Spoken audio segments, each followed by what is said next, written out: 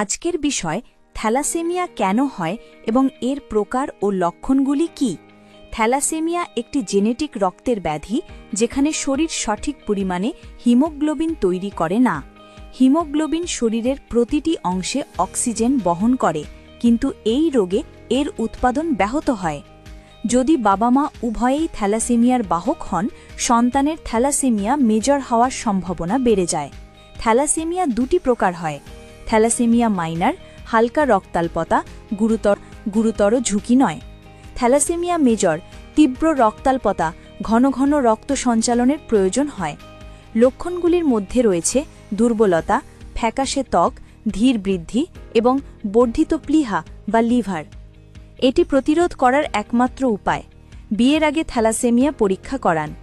মনে রাখবেন, একটি সহজ পরীক্ষা ভবিষ্যৎ প্রজন্মকে গুরুতর সমস্যা থেকে বাঁচাতে পারে। ভিডিওটি পছন্দ হলে লাইক, শেয়ার এবং চ্যানেলটি সাবস্ক্রাইব করুন।